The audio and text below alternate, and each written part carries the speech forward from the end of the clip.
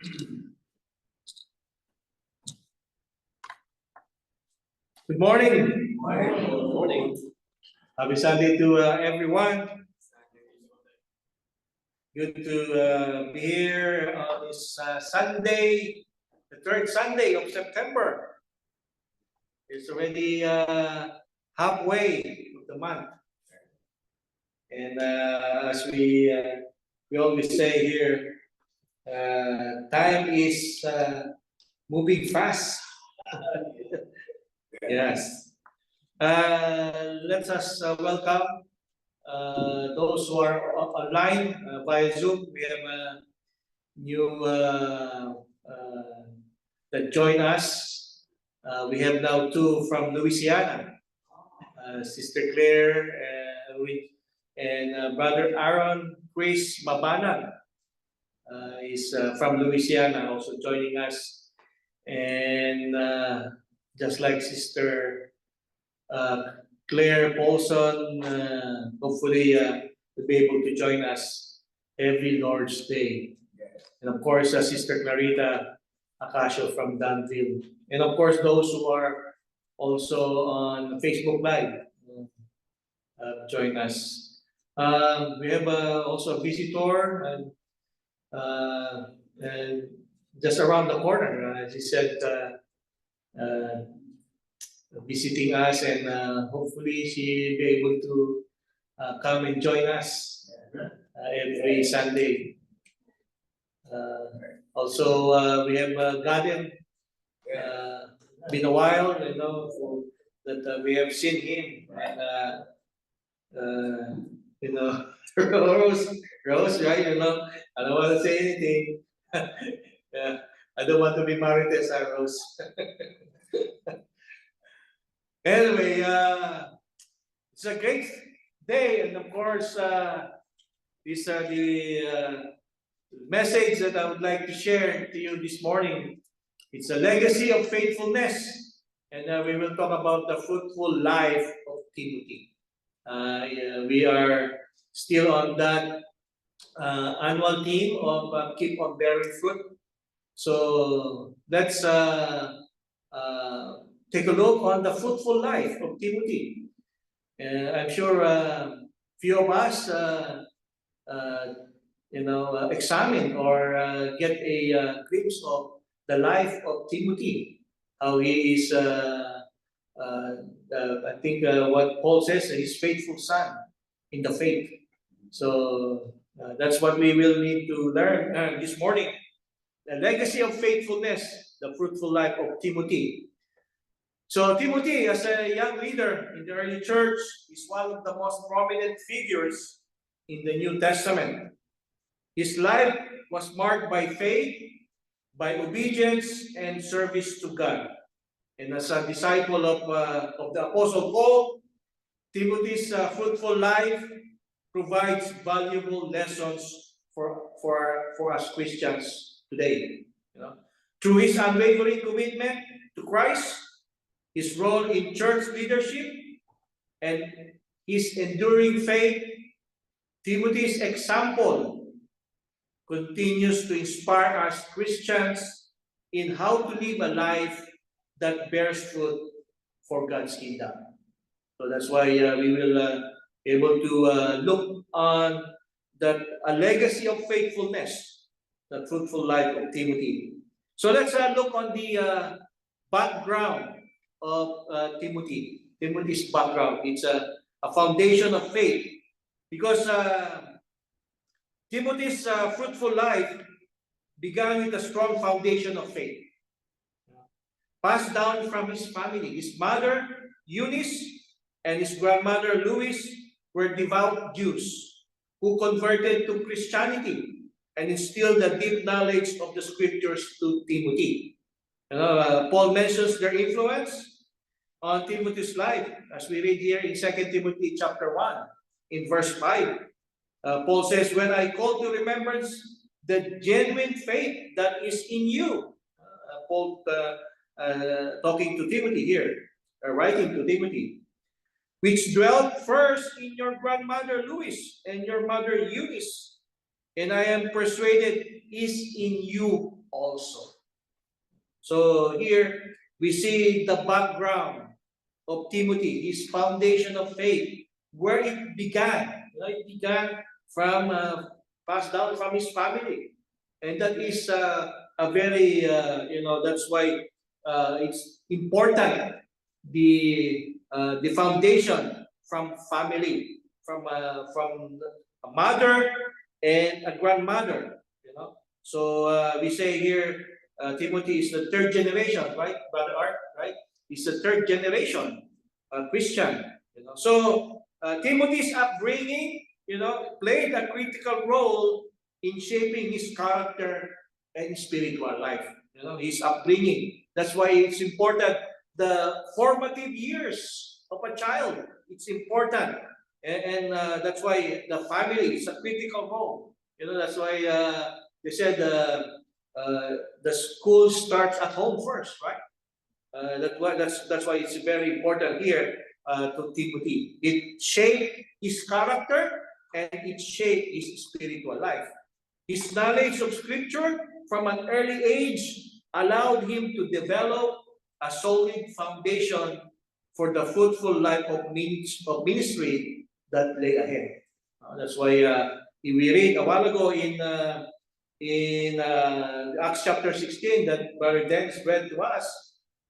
He in verse 3 of that chapter says, Paul wanted to have him go on with him, he says, and he took him and even circumcised him because of the Jews who were in that region, for they all knew that his father was Greek. So Paul really want Timothy to go with him. So that's how that regard, how Paul regarded Timothy. So that's the foundation that we see. And now we see Timothy's faithful service. We read that a while ago, chapter 16, verse 1 to 3. Here we see that Timothy's fruitful life is most evident in his role as a faithful companion, and co-worker of Paul. When Paul met Timothy in Lystra, he quickly recognized Timothy's potential. Paul saw the potential of Timothy for the ministry. At the young age of this young disciple, began to accompany Paul on his missionary journeys. Timothy's commitment to serving God and his willingness to assist Paul in spreading the gospel was the significant part of his spiritual fruitfulness. So that's why how you can see that how Paul really trained him, and he really wants him. He said in verse 3, remember it says there, Paul wanted to have him to go with him. So that's how Paul talked about Timothy. A faithful service. Paul, and then we see also in Philippians chapter 2, in 19:22. Paul's letter to Timothy emphasized the trust Paul placed in him to lead and shepherd values congregations. Galen was mentioning a while ago is the evangelist of Ephesus, right? Yeah. Yes. So here in Philippians chapter 2, verse 19 says here, but I trust in the Lord Jesus to send Timothy to you shortly, it says, that I also may be encouraged that when I know your state, for I have no one like-minded. See, that's how he talked about Timothy. For I have no one like-minded who will sincerely care for your state.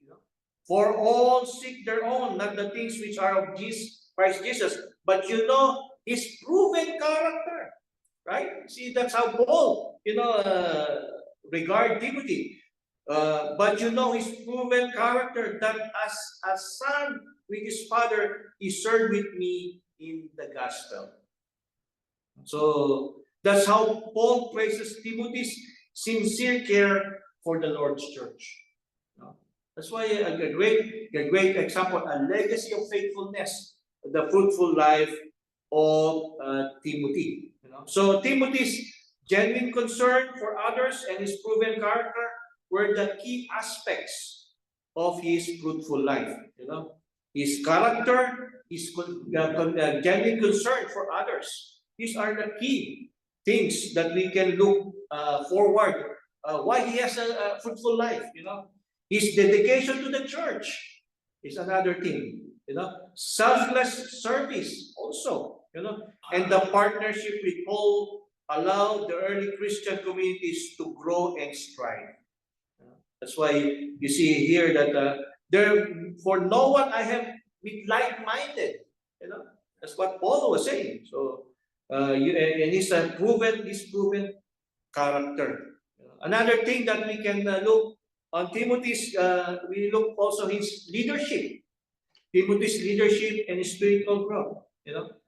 Despite his young age, Timothy was entrusted with significant leadership responsibilities within the church. Paul encouraged him to overcome his youthfulness because there are people in the church that are looking down on his youth, his young age. But I know that some people would say, some of the commentaries would say he's at the age of 30s, early 30s. That's how young Timothy was. And Paul encouraged him to overcome his youthfulness and be a strong example to Christians.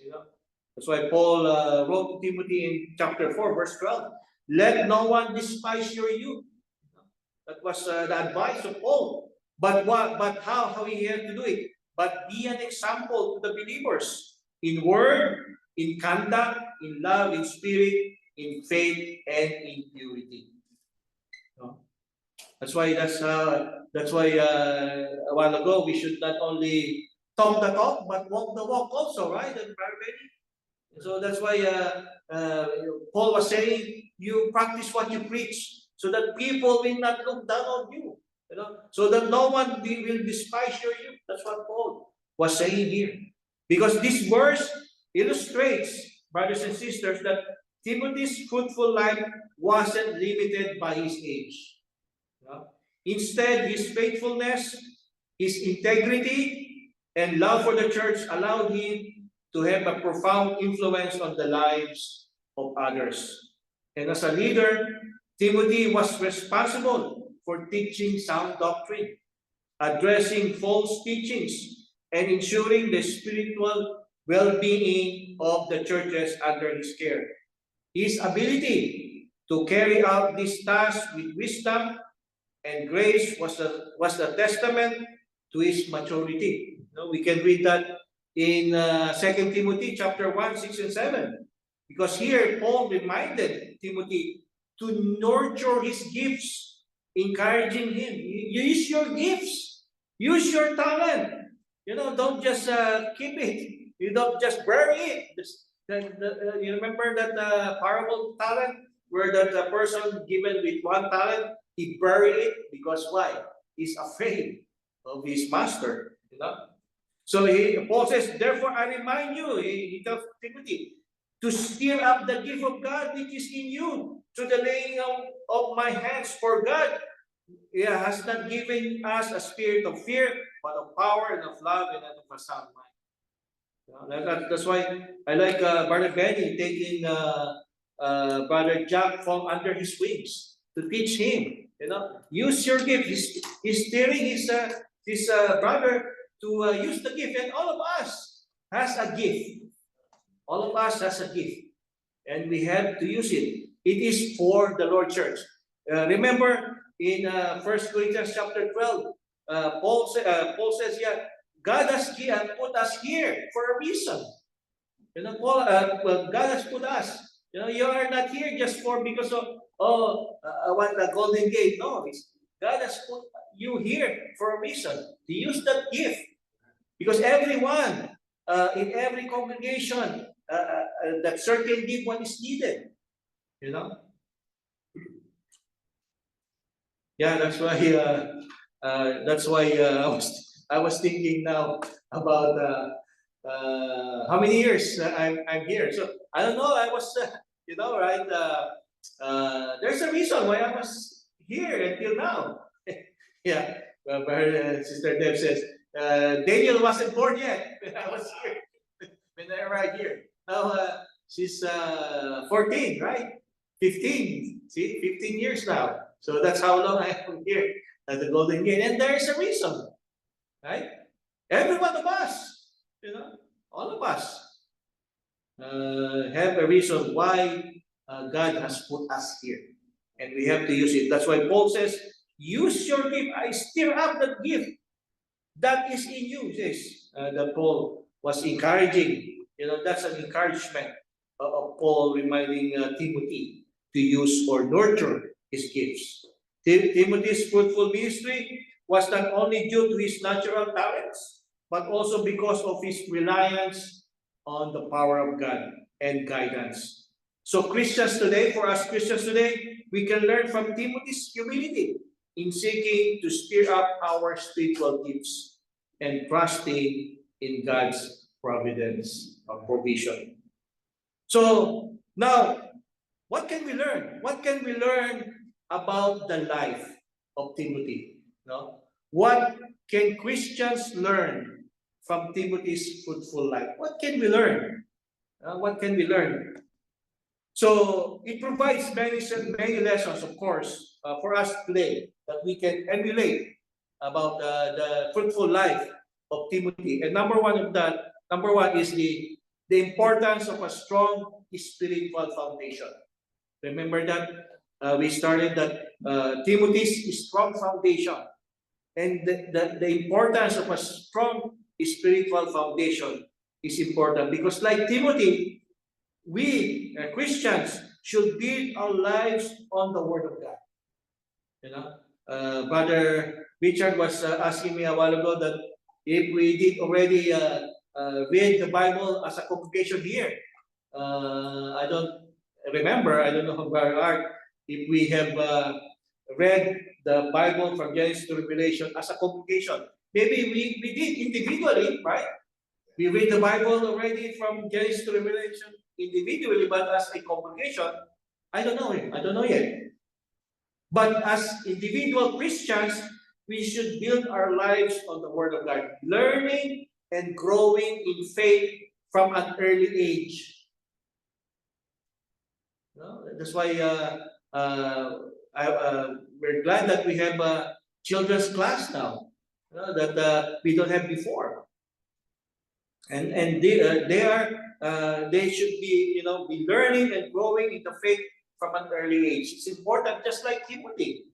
There's a strong foundation from his family, from his grandmother, from his mother.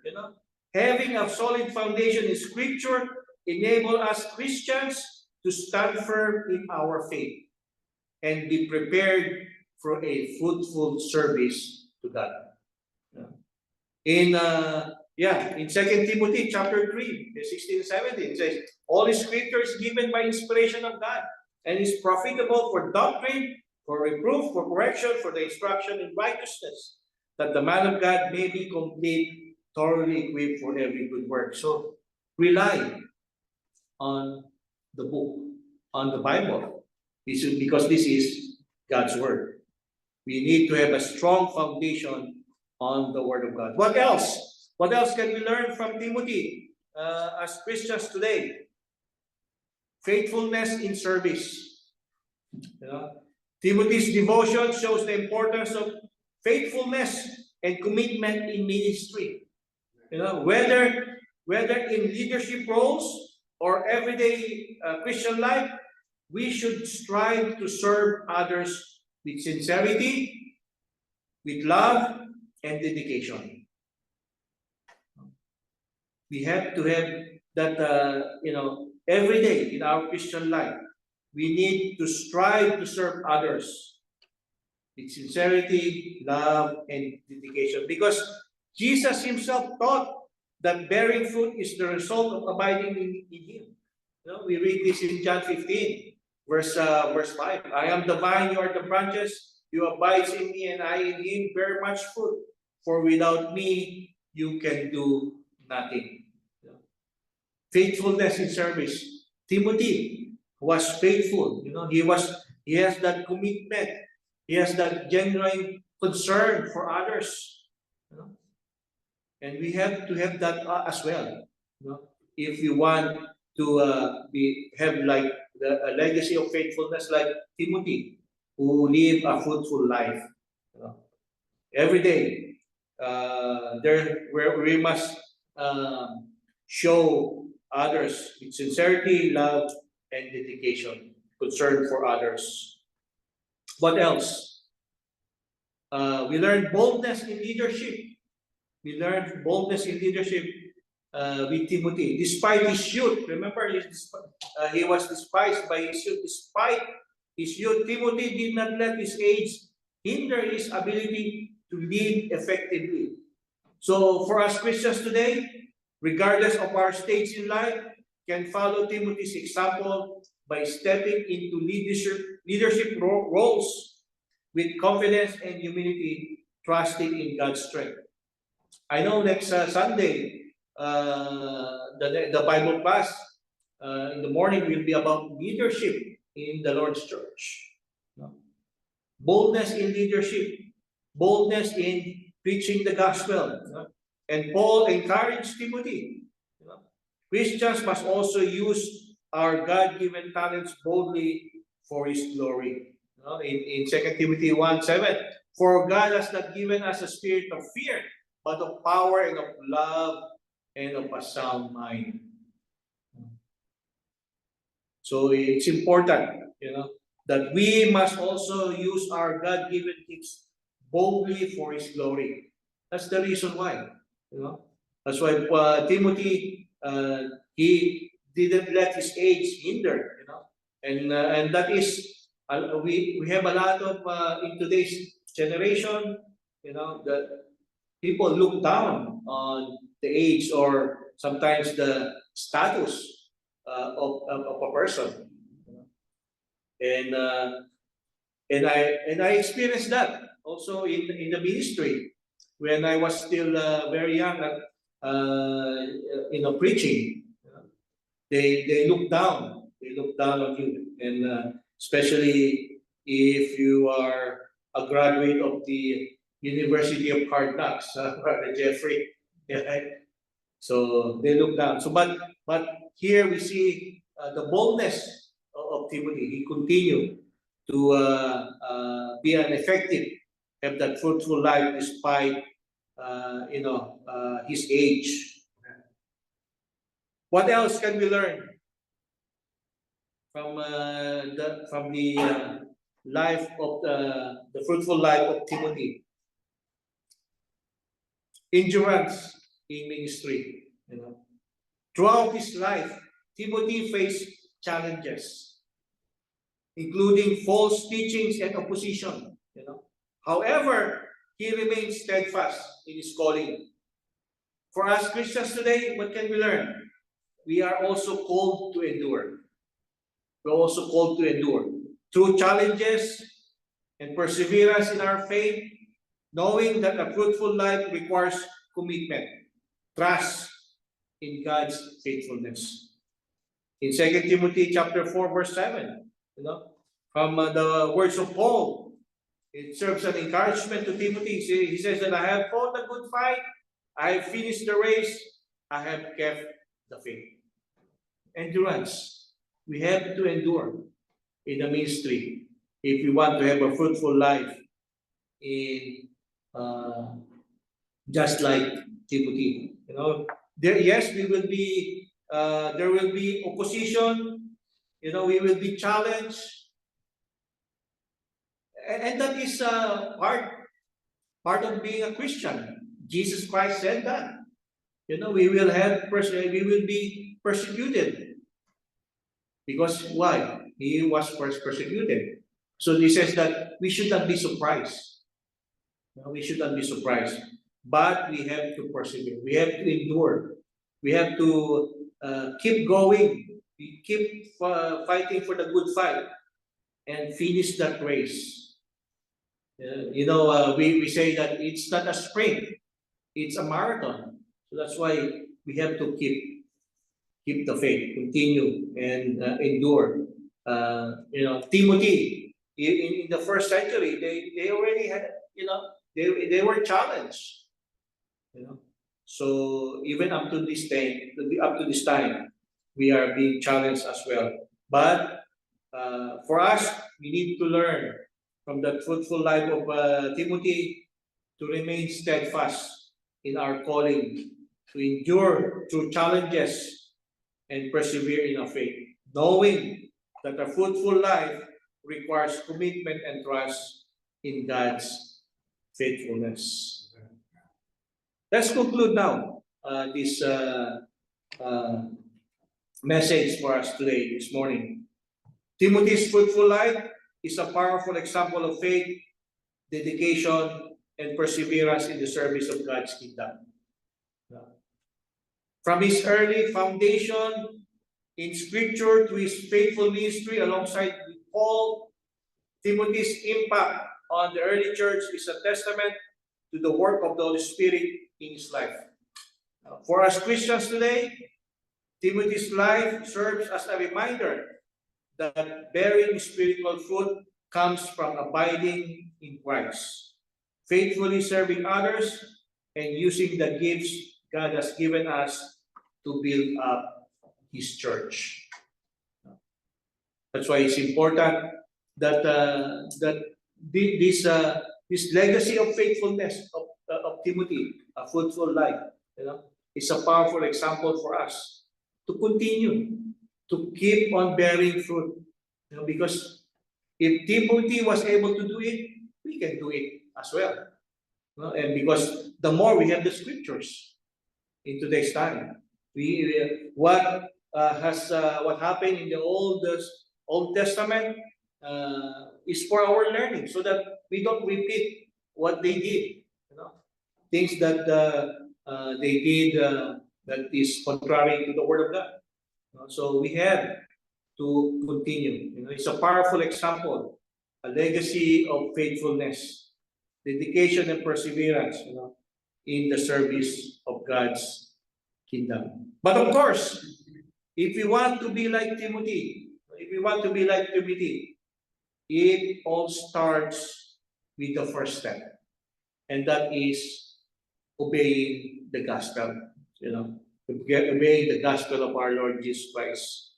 We need to hear, believe, repent, confess, be baptized for the forgiveness of our sins, where we put on Christ, and live that faithfulness. Remain faithful. A legacy of faithfulness, just like Timothy. Live a fruitful life. And if you want to be like Timothy, if you're here and you haven't obeyed the gospel of our Lord Jesus Christ, and if you don't know what's the gospel in the first place, we are here. We are here to help you to know what is the gospel, so that you can obey the gospel based on what the Bible says. And we are here to help you. And if you're already a Christian, we are also here to help you, so that we can continue. If you're not remaining faithful, can continue to live the Christian life. So whatever your need, we are always here. Always here to help you. We are always open that we can help one another. Just I always say here, so that time will come when the road is pulled up yonder, we can say, "I'm present, Lord." And then that is the reason why we are here to give you the knowledge, the learning that we will be in heaven someday. So whatever you need, just come forward as we all stand and sing our invitation song.